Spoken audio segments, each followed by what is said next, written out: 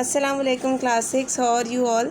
Students, in previous lecture we have completed our chapter number 2. Today we are going to start exercise chapter number 8, and first of all mark date and day on your planner. Period number 26 के ऊपर आपने आज की date लगा देनी है 10/4 and chapter number 8 is about introduction of algebra. अब according to planner first of all explanation है पेज 87 और 88 की, और 8.1 का क्वेश्चन नंबर 1 है जो हमने बुक के ऊपर सॉल्व करना है.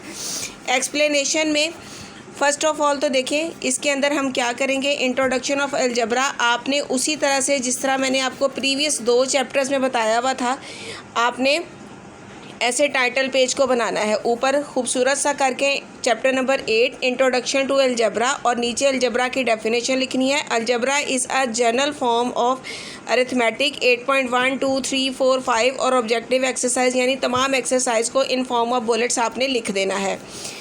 अब हम इसकी एक्सप्लेनेशन की तरफ चलते हैं. अलजेब्रा क्या होता है? Algebra is an important branch of mathematics. Algebra math की एक इम्पॉर्टेंट ब्रांच है that provide us the solution of many complex mathematical problem in easy way. जिसका काम ये होता है कि बहुत सारी प्रॉब्लम्स को, बहुत सारी मुश्किल प्रॉब्लम्स का हल निकाल देना आसान तरीके के साथ. Specially when we represent quantity by symbol without knowing its numerical value. उस वक्त ख़ास तौर पे उस वक्त जिस वक्त क्वांटिटी जो है हमें सिंबल फॉर्म में दी हुई हो, न्यूमेरिकल वैल्यूज़ जो है हमें ना पता हो, यानी न्यूमेरिकल वैल्यू 1, 2, 3 यानी एग्जैक्ट वैल्यू आंसर क्वेश्चन का ना पता हो, लेकिन इसके साथ सिंबल दे दिया होगा. सिंबल कौन से? यानी small alphabet letters XYZ. The word algebra has been deducted from the algebraic word अलजबर. अलजबरा का वर्ड जो है अरबी ज़बान से निकला है अलजबर से. A Muslim mathematician Al-Khwarizmi 780 to 850 AD wrote a book named अलजबर वल मुकाबला इन 820 AD.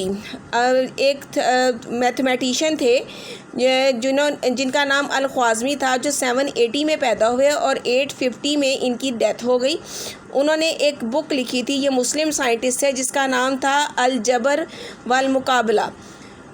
ये इन्होंने 820 के अंदर लिखी थी. ये अलजबरे के मुतल्लिक थी. In which he describe the method of solving difficult and complex mathematical problem. इस किताब के अंदर उन्होंने मुश्किल और कॉम्प्लेक्स क्वेश्चन यानी इंतहाई उलझे हुए क्वेश्चन को, उलझी हुई प्रॉब्लम्स का हल बताया था. Later on the translation of this book was published in Europe under the title of algebra. कुछ अरसे के बाद इस किताब का तर्जुमा कर दिया गया और तर्जुमे के बाद इसको टाइटल दिया गया अलजबरा का. 10 अलजबर बिकम अलजबरा. इसी वजह से अलजबर को अलजबरा के नाम से भी पुकारा जाता है. Relationship between arithmetic and algebra. Arithmetic और अलजबरा के दरमियान क्या ताल्लुक़ होता है? We are well aware of natural number 1, 2, 3. हम सबको पता है कि नेचुरल नंबर 1, 2, 3 से स्टार्ट होते हैं. And use the basic operation plus minus multiplication and division in arithmetic. और अर्थमेटिक क्या होता है? ये ऑपरेशन है जो हम यूज़ करते हैं. 4 किस्म के operation, plus minus multiplication and division. अब इन ऑपरेशंस का और अलजबरे का आपस में क्या रिलेशन होता है ये हम बताने लगे हैं. The science of a number. इसको क्या कहते हैं? Science of number. यानी plus multiply minus and division को साइंस ऑफ नंबर कहते हैं.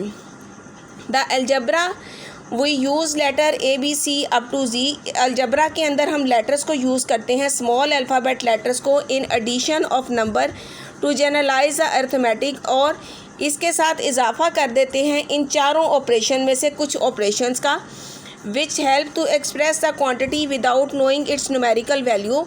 और ये चारों ऑपरेशन और ये जो आपके पास सिंबल्स होते हैं, ये हमें इस चीज़ में हेल्प देते हैं कि हमारे पास अगर किसी क्वेश्चन की न्यूमेरिकल वैल्यू नहीं भी है तो हम उसकी न्यूमेरिकल वैल्यू को फाइंड कर सकें. We shall explain it with the help of an example. हम इस चीज़ को एग्जाम्पल के साथ सॉल्व करते हैं. अब आप देखें यहाँ पे उन्होंने क्या कहा. 1 + 2 3, 2 + 3 5, 3 + 4 7. x + y जो है वो इक्वल टू है z के.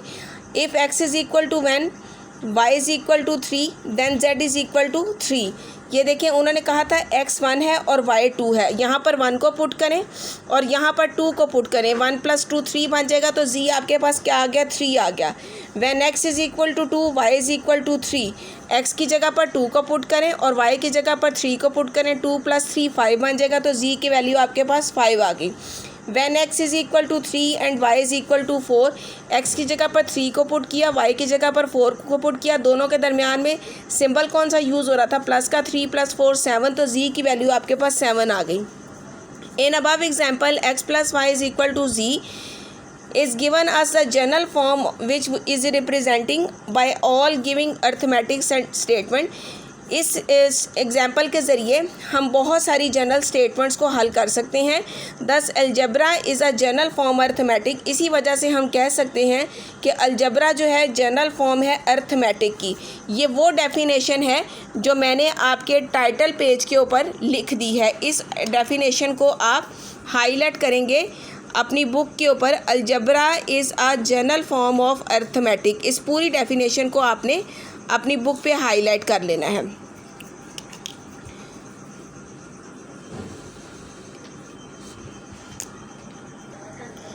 नेक्स्ट डेफिनेशन आएगी सेंटेंस की। A group of word that make a complete sense is called sentence. Sentence किसको कहते हैं, वर्ड्स का एक ऐसा ग्रुप जो हमारी कंप्लीट एक स्टेटमेंट को क्लियर कर दे, यानी कंप्लीट सेंस को क्लियर कर दे। For example cow gives milk, गाय दूध देती है। Birds fly in the air, परिंदे हवा में उड़ते हैं। शी राइट्स वेरी वेल, वो बहुत अच्छा लिखती है। ये देखें इन तीनों एग्जाम्पल के अंदर सेंस बिल्कुल क्लियर हो रही है, कोई भी चीज़ मिसिंग नहीं है कि हमें इन वर्ड्स के अंदर कुछ समझ ना आए। These are example of sentence, ये तमाम जो है सेंटेंस की एग्जाम्पल है। नेक्स्ट आ गया statement. A statement is a sentence that may be true और फॉल्स। स्टेटमेंट एक ऐसे सेंटेंस को कहते हैं जो हो सकता है कि सही हो और ये भी हो सकता है कि वो गलत हो जाए। For example Karachi is in Punjab, Karachi Punjab में है तो ये फॉल्स हो जाएगी statement. Mango is a fruit, mango एक फल है तो ये ट्रू है। थैंक यू नाइदर ट्रू और नॉर फॉल्स, ये हो सकता है कि ट्रू हो और हो सकता है कि ये फॉल्स हो according to condition. Hence 1 and 2 are statement but 3 is not statement. 1 और 2 जो है वो स्टेटमेंट कहलाएंगी क्योंकि स्टेटमेंट या तो ट्रू हो सकती है या फॉल्स हो सकती है, लेकिन 3 वाली जो है वो स्टेटमेंट नहीं हो सकती। Now consider the following statement. ये देखिए आपको यहाँ पर ये 3 साइन दे दिए हैं, एक ये बॉक्स है, एक ट्रायंगल है और एक ये सर्कल है। जिन क्वेश्चंस के अंदर भी ये 3 साइन यूज़ हो जाएं या तीनों में से एक साइन यूज़ हो जाए वो होगी स्टेटमेंट। बाकी जो है वो क्या होगी, वो ट्रू होगी या फॉल्स होगी, वो सेंटेंस बनते हैं। अब प्लानर के अकॉर्डिंग आपने करना है इसका क्वेश्चन नंबर 1, 8.1 का क्वेश्चन नंबर 1 जो है वो आपने बुक के ऊपर करना है। Out of the above statement we can not decide which statement is true and which is false until we get further information of box, triangle and circle.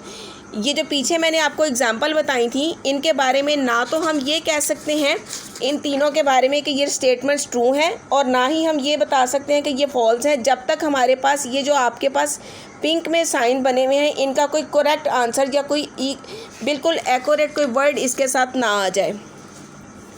Such type of a statement is called open statement. इस तरह की statement को open statement कहते हैं। And triangle, circle and rectangle is called unknown और variable. इसको हम क्या कहते हैं, अननोन और वेरिएबल, यानी इनके बारे में हमें कुछ पता नहीं है। दस an open statement is a sentence which has 1 और मोर देन 1 नोन। लिहाजा हम ये कह सकते हैं कि ओपन स्टेटमेंट एक ऐसे सेंटेंस को कहते हैं जिसके अंदर एक या एक से ज़्यादा अननोन वैल्यूज़ मौजूद होती हैं। इसको भी आपने एज सी प्रीवियस आपने इसको हाईलाइट कर लेना है क्योंकि ये आपके पास ओपन स्टेटमेंट की डेफिनेशन है। Let us examine the following open statement. यहाँ पर हम ओपन स्टेटमेंट की कुछ एग्जाम्पल दी हैं, इनको आपने रीड आउट कर लेना है अच्छे तरीके से। अब हम चलते हैं क्वेश्चन नंबर 1 की तरफ। इसमें आपको बताया है सेपरेट करना है ट्रू और फॉल्स और ओपन स्टेटमेंट को। अब आप देखिए ओपन स्टेटमेंट के लिए मैंने आपको बताया था कि सर्कल, ट्रायंगल और ये रेक्टेंगल या स्क्वायर शेप में जो भी आपको क्वेश्चन आएगा वो डायरेक्ट आपने लिख देना है ओपन स्टेटमेंट। इसका पार्ट 5 मैंने लिखा ओपन स्टेटमेंट क्योंकि यहाँ पर ये ट्रायंगल का और सर्कल दोनों साइन आ रहे थे। पार्ट 4 को मैंने ओपन स्टेटमेंट लिखा क्योंकि ये मेरे पास स्क्वायर आ रहा था बीच में।